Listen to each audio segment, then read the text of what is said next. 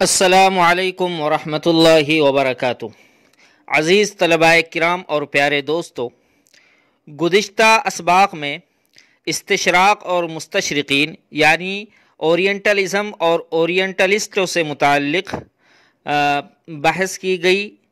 اب آج کے استشراق کے اس آخری سبق میں مناسب معلوم ہوتا ہے کہ بعض مشہور مسلم، غیر مسلم، متعصب، غیر متعصب، انصاف پسند مستشرقین کے نام بیان کر دیے جائیں اور ان کے مختصر کارنامے بیان کر دیے جائیں، تاکہ جب ہم استشراق اور الغزو الفکری کے عنوان پر کوئی کتاب مطالعہ کرے اور ان میں یہ جب نام آئے تو ہمیں اجنبیت محسوس نہ ہو۔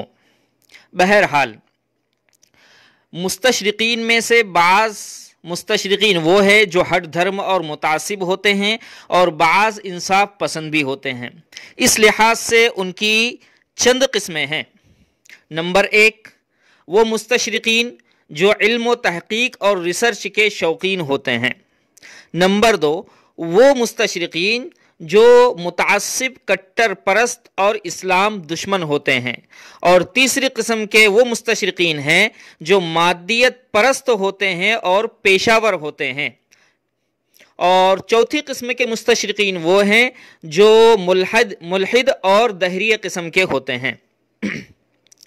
اب ان چاروں قسموں میں سے ہر ایک کا مختصراً مطلب سمجھ لیا جائے۔ مثلاً سب سے پہلی وہ قسم جو علم و تحقیق اور ریسرچ کے شائقین ہوتے ہیں، تو ایسے لوگ کتابیں لکھتے ہیں، اسلامی علوم کا مطالعہ کرتے ہیں، اس کا خلاصہ تیار کرتے ہیں، لیکن ایسے لوگوں کی تحقیقات، تالیفات اور ریسرچوں پر من وعن مکمل اعتماد بھی نہیں کیا جا سکتا۔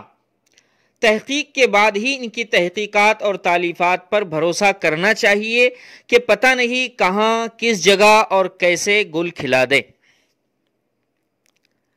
اور دوسری قسم کے مستشرقین ہیں متعصب، اسلام دشمن۔ یہ لوگ مشرقی علوم سے استفادہ اور اخذ کر کے مآخذ مصادر کو پوشیدہ رکھ کر جدید تحقیقات کو مغرب کی طرف منسوب کر دیتے ہیں، اس لیے کہ انہیں اسلام سے اور اہل اسلام سے دشمنی ہوتی ہے، قرآن اور حدیث سے دشمنی ہوتی ہے، تو وہ ہمارے مسلم سائنسدانوں کی تحقیقات اور مسلم علماء و مفکرین کی تحقیقات کو اپنی طرف منسوب کر کے شائع کرتے ہیں اور چھاپتے ہیں۔ مسلم سائنسدانوں کے نام بگاڑ کر ان کے مغربی ہونے کا تأثر دیا جاتا ہے۔ جن اہل علم کی تحقیقات سے مغرب صدیوں سے استفادہ کرتا رہا ہے، وہ یا تو خود مسلمانوں کی تحقیق شدہ تھی یا مسلمانوں سے اخذ کی گئی تھی۔ جیسا کہ اس کی ایک مثال آپ مثال سے سمجھیں، کرسٹوفر کولمبس، جس کا زمانہ 1451 عیسوی سے 1506 تک کا ہے، اس نے مسلمان سیاح اور ملاح کی مدد سے، یعنی ایک مسلمان جو سیاحت کے اندر ماہر تھا، اس کی مدد سے نئی دنیا امریکہ دریافت کیا، لیکن اسے صرف کولمبس کی دریافت کہا جاتا ہے۔ اسی لیے 12 اکتوبر 1492 کو امریکہ کی دریافت ہوئی، اس لیے 12 اکتوبر کو پورے امریکہ میں کولمبس ڈے کے طور پر منایا جاتا ہے، یعنی کولمبس کے نام سے وہاں پر باقاعدہ ایک دن منایا جاتا ہے۔ بقول رابرٹ بریفالٹ، وہ کہتا ہے کہ بارود، قطب نما، الکحل، عینک وغیرہ کے موجد یہ مسلمان ہیں، لیکن مؤرخین یورپ نے عرب مسلمانوں کی ہر ایجاد، انکشاف اور اختراع کا صحرا ہر اس یورپی کے سر باندھ دیا جس نے پہلے پہل اس ایجاد کا ذکر کیا تھا۔ مثلا قطب نما کو منسوب کیا فلو یوگوجا کی طرف، جو فرضی شخص ہے، یعنی اس شخص کا وجود نہیں ہے، بس فرضی نام دے دیا محض اس لیے کہ وہ ایجاد دراصل ایک مسلمان سائنسدان کی تھی۔ اسی طرح الکوہل کی ایجاد کو ولیناف کے آرنلڈ اور بارود کی ایجاد کو بیکن کی طرف منسوب کر دیا، حتیٰ کہ عربوں کی تصنیفوں پر بھی اپنا نام جڑ دیا گیا۔ مثلا مشہور ماہر کیمیا دان جابر بن حیان کا لاطینی ترجمہ یہ اپنی تصنیف بول کر لکھا گیا۔ اسی طرح قسطنطین افریقی جو 1060 کی شخصیت ہے، اس نے ابن الجزار کی زاد المسافر کا لاطینی ترجمہ کیا اور ویٹیکم کے عنوان سے اس کا ترجمہ کر کے لاطینی زبان میں بطور مصنف اس پر اپنا نام چسپا کر دیا۔ یہ ان کی چوریاں ہیں، خیانتیں ہیں جو اسلام دشمن اور متعصب ہوا کرتے ہیں۔ تیسری قسم کے مستشرقین وہ ہے جو مادیت پرست ہوتے ہیں اور پیشہ ور ہوتے ہیں، مطلب جن کے پیش نظر اعلیٰ ترین قومی یا علمی مقصد نہیں ہوتا، بلکہ وہ صرف مادی مفادات، عہدہ، سستی شہرت، دنیاوی مال و دولت کا لالچ کار فرما رکھ کر تصنیف و تالیف کا کام کرتے ہیں۔ مثلا سلمان رشدی جس نے شیطانی آیات کے نام سے کتاب لکھ کر پوری دنیا میں یورپیوں کی طرف سے اور اسلام دشمنوں کی طرف سے داد وصول کی، لیکن عالم اسلام کو اس نے گویا کہ بہت زیادہ تکلیف پہنچائی، دل آزاری کا کام کیا۔ اسی طرح طارق فتح، جاوید غامدی اور راشد شاز وغیرہ یہ سب لوگ اس میں شامل ہیں۔ ان لوگوں کی تحقیقات اور تالیفات بالکل غیر معیاری، بے بنیاد، علمی و عقلی لحاظ سے پست سے پستر ہوتی ہے، لیکن اہل مغرب کے ہاں بے حد مقبول ہوتی ہے، کیونکہ ان کتابوں میں اسلام اور مسلمانوں کے خلاف ریشہ دوانیاں اور غلط بیانیاں ہوتی ہیں، مکاریاں ہوتی ہے۔ اسی طرح سے چوتھی قسم کے مستشرقین وہ ہے جو دہریے ہوتے ہیں، جو ناستک ہوتے ہیں، جو کسی مذہب اور دھرم کو خدا کو نہیں مانتے۔ علوم و معارف اور سائنس و تحقیقی دور جب یورپ میں شروع ہوا تو لوگوں نے ہر چیز کو عقل کی بنیاد پر پرکھنا شروع کر دیا۔ یہودیت و عیسائیت تحریف کا شکار تھی، نیز جب انسانی کاوشیں عقلی بلبوتی پر ہو تو پھر چاہے کتنی بھی دقت نظری ہو غلطی سے مبرہ نہیں ہو سکتی، اس لیے کہ مبرہ از غلطی صرف اور صرف قانون الہی ہے۔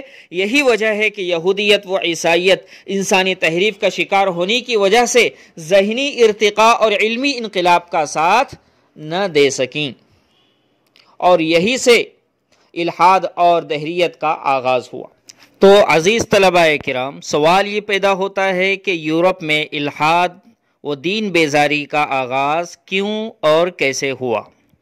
تو اس کا مختصراً جواب یہ ہے کہ اہل مذہب کو معاشرے میں قوت و اقتدار حاصل تھا۔ اہل مذہب سے مراد کرسچینٹی مذہب یعنی عیسائیت، چنانچہ اہل علم و تحقیق یعنی جدید انکشافات کے مفکرین اور اہل مذہب یعنی ارباب کلیسا کے مابین جنگ چھڑ گئی۔ ہر وہ شخص جو جدید نظریات پیش کرتا، سائنسی نظریہ پیش کرتا، علمی کتابیں لکھتا یا کلیسا کے خیالات کے خلاف بات کرتا تو اہل کلیسا یعنی اہل مذہب اسے کافر قرار دے کر خوفناک سزائیں دیتے۔ پاپائے روم کے حکم سے ہزاروں کتابیں اور لوگ جلا دیے گئے، لاکھوں لوگ قید و بند میں مبتلا ہوئے۔ نتیجہ یہ ہوا کہ مذہب اور دین بیزاری نے جنم لیا۔ تو یورپ میں الحاد اور دین بیزاری کا آغاز اس طرح سے ہوا۔ یورپی عوام میں الحاد و بے دینی کی تحریک شروع ہو گئی۔ ان لوگوں نے اہل مذہب یعنی اہل کلیسا سے بدلہ لینے اور انہیں بدنام کرنے کے لیے اسلام اور دیگر مذاہب کا سہارا لیا۔ اہل مذہب پر تنقید کرتے تھے اور کبھی ان کی خوشنودی کے لیے اسلام کو بھی ہدف تنقید اور نشانہ بنا دیا کرتے تھے۔ اس طرح انہیں اہل مذہب کی سرپرستی بھی حاصل ہو جاتی تھی۔ بعد میں آگے چل کر اہل کلیسا یعنی اہل مذہب اور اہل علم و تحقیق یعنی مستشرقین جو علم و تحقیق کے دلدادہ تھے، اور اس طرح سے اہل کلیسا، اہل مذہب، پاپائے روم وغیرہ یہ سب مل کر ایک ہو گئے اور اسلام، عالم اسلام کے خلاف کمر بستہ ہو گئے۔ بہرحال ہر مستشرق جو چار لفظ جان لیتا ہے اسلام پر کیچڑ اچھالنا شروع کر دیتا ہے۔ بقول علامہ شبلی نعمانی رحمۃ اللہ علیہ ایسے لوگ تین طرح کے ہوا کرتے ہیں۔ نمبر ایک، وہ لوگ جو عربی زبان و ادب اور تاریخ اسلام سے ناواقف ہوتے ہیں ترجموں سے مدد لیتے ہیں، براہ راست انہیں اسلام کی کوئی معلومات نہیں ہوتی۔ دوسری قسم کے وہ لوگ جو عربی زبان و ادب اور تاریخ سے واقف تو ہوتے ہیں مگر مذہبی لٹریچر اور فنون مثلا اسماء الرجال، روایت اور درایت کے اصول، قدیم ادب و روایات سے وہ غیر واقف ہوتے ہیں۔ اسی طرح سے بعض لوگ وہ ہیں جو اسلامی علوم و مذہبی لٹریچر کا مطالعہ کر چکے ہوتے ہیں لیکن مذہبی تعصبات سے پر ہوتے ہیں۔ یہ لوگ اسلام کے بارے میں تنگ نظری، تعصب اور کذب بیانی اور جھوٹ و افطرا سے کام لیتے ہیں۔ بعض مغربی مفکرین اور مستشرقین خلوص نیت سے اسلام کی تفہیم اور مفید تحقیق کے لیے مشرقیت اختیار کرتے ہیں، اور اکثر و بیشتر ایسے ہیں جو اسلام کی مخالفت اور اسے بدنام کرنے کے لیے اسلامی تعلیمات کا مطالعہ کرتے ہیں۔ اس لیے مناسب معلوم ہوتا ہے کہ چند مشہور مستشرقین کا ذکر کر دیا جائے، مثلا جو سب سے زیادہ مشہور ہے صرف انہی کا نام لیا جائے گا، ورنہ دیگر مستشرقین کی تعداد بھی بہت زیادہ ہے۔ سب سے پہلے ولیم میور جو مشنری پادری ہے، اس نے بعض کتابیں لکھی جس سے اس نے عالم اسلام اور عالم یورپ میں بہت زیادہ داد حاصل کی۔ ایک کتاب تھی حیات محمد اور دوسری کتاب تھی القرآن تألیفہ و تعالیمہ۔ حیات محمد نامی کتاب میں اس نے نبی اکرم صلی اللہ علیہ وسلم پر جا بجا اعتراضات کر کے آپ علیہ السلام کی رسالت کو مشکوک بنانے کی کوشش کی، اور عالم اسلام کے اندر وہ لوگ جو مستشرقین تھے یا مستشرقین کے ہم نوا تھے انہوں نے اس کی حوصلہ افزائی کی اور اس کی ان کتابوں کو آگے بڑھانے میں مدد کی۔ اسی طرح سے دوسرا مشہور مستشرق ہے اگناز گولڈ زہر۔ یہ متعصب یہودی مستشرق تاریخ مذاہب تفسیر اسلامی اور عقیدہ شریعہ یعنی العقیدۃ الشریعہ یہ کتابوں کا مصنف ہے۔ اسی طرح سے تھامس آرنلڈ یہ مستشرق ہے لیکن معتدل قسم کا مستشرق ہے، اس نے دعوت اسلام کے نام سے کتاب لکھی۔ اسی طرح سے ایک اور مستشرق ہے اسٹینلے لین پول، اس نے صلاح الدین ایوبی رحمۃ اللہ علیہ پر معتدل اور انصاف پسندانہ انداز میں تاریخی کام کیا اور دنیا اسلام میں بہت زیادہ شہرت حاصل کی۔ اسی طرح سے پرنس لیون کائتانی، اس کو امیر المستشرقین کا لقب بھی دیا جاتا ہے۔ یہ عربی و فارسی کا ماہر اٹالین مستشرق تھا۔ مشہور تصنیف اس کی حولیات الاسلام، یہ 10 جلدوں میں ہے۔ اسی طرح سے تاریخ اسلام میں یہ کتاب اکثر مستشرقین کا ماخذ اور مصدر ہے۔ اسی طرح سے ہنری لامنس یہ مسیحی کالج بیروت کا پروردہ ہے، اسلام کے خلاف بہت زیادہ شدید متعصب ہے، سیرت خلفاء راشدین اور خلفاء بنو امیہ کو داغدار کرنے میں اس نے کوئی کسر نہیں چھوڑی۔ اسی طرح سے اے جے وینس یہ المعجم المفہرس للفاظ الحدیث النبوی اور اس کی تلخیص مفتاح و کنوز السنہ جیسی کتابوں کو اس نے مرتب کروا کے عالم اسلام میں بہت داد حاصل کی، لیکن دیگر کتابوں میں اسلام سے تعصب اور حسد ظاہر اور باہر ہے۔ اسی طرح سیموئل زویمر اس امریکی پادری کی اسلام دشمنی بھی ضرب المثل ہے۔ مشنریوں کو اسلام کے خلاف دلائل فراہم کرنے کے لیے اس نے درجنوں کتابیں لکھ ڈالی۔ اسی طرح این میری شمل جرمنی کی نامور مستشرقہ، عمرانیات، لسانیات اور تاریخ مذاہب کی یہ ماہر تھی۔ اقبال اور مولانا روم سے اس کو خاص دلچسپی تھی۔ فارسی، سندھی اور ترکی زبانوں کی منتخب شاعری کا انگریزی اور جرمنی ترجمہ بھی اس نے کیا۔ اسی طرح سے برنارڈ لوئس یہ سب سے بڑا یہودی مستشرق ہے۔ تاریخ اسلام، اسماعیلی، حشاشین اور عالم عرب کے مسائل اور اسلامی تحریکات پر اس نے کئی کتابیں تالیف اور تصنیف کی۔ اسی طرح سے چند مشہور مسلم مستشرقین جو پہلے غیر مسلم تھے لیکن اسلام کا اور مشرقی علوم کا مطالعہ کرنے کے بعد انہوں نے اسلام مذہب کو قبول کیا۔ بعض غیر متعصب سلیم الفطرت انصاف پسند مستشرقین جو مشرب اسلام ہوئے، ان میں سے چند کے نام یہ ہیں۔ نمبر 1 ولیم ہنری کوئلم، اس کا اسلامی نام ہے شیخ عبداللہ. اسی طرح ایک ہے رسل ویب، یعنی انہوں نے اپنا اسلامی نام رکھا محمد الیگزینڈر رسل ویب. اسی طرح سے اور ایک ہے مارٹن لینگس، اسلامی نام انہوں نے رکھا ابو بکر سراج الدین. اور ایک ہے علاء الدین الشلبی. اور ایک ہے ناصر الدین الفونس. ایک ہے لارڈ ہیڈلے الفاروق، انہوں نے اپنا اسلامی نام رحمت اللہ الفاروق رکھا. اسی طرح سے ایک اور ہے جن کو سائل ویوس لیپولڈ ویوس کہا جاتا ہے، جنہوں نے اپنا اسلامی نام رکھا علامہ محمد اسد. اسی طرح سے ایک اور مستشرق ہے جنہوں نے اسلام قبول کیا، رولانڈ جارج ایلنسن ون. اسی طرح سے اور ایک ہے ڈاکٹر عمر رالف ایرن فیلس. اسی طرح سے خالد شیلڈرک. اور ایک ہے مریم جمیلہ جن کا اصل نام تھا مارگریٹ مارکس. بہرحال استشراق اور مستشرقین کے کتاب کے مصنف دکتور عبدالحی عابد نے یہ چند نام ذکر کیے تھے، وہ آپ کے سامنے بیان کیے گئے.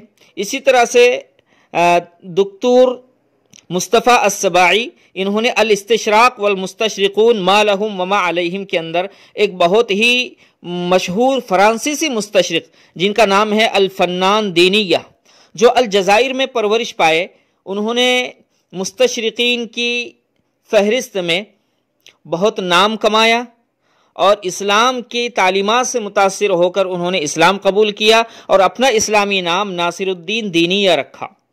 انہوں نے سیرت رسول اللہ صلی اللہ علیہ وسلم پر ایک جزائری عالم کے ساتھ مل کر ایک کتاب لکھی. اسی طرح اشیعۃ خاصۃ بنور الاسلام کے نام سے اور ایک کتاب لکھی جس میں اسلام اور مسلمانوں پر اپنی قوم کے حملوں کی پول کھول کر رکھ دی. جب اس نو مسلم مستشرق کا فرانس میں انتقال ہوا تو اس کی نعش کو جزائر منتقل کر کے وہاں دفن کیا گیا. تو عزیز طلباء کرام، یہ چند مشہور مسلم، غیر مسلم، متعصب و معتدل مستشرقین کے اسماء آپ کے سامنے بیان کیے گئے.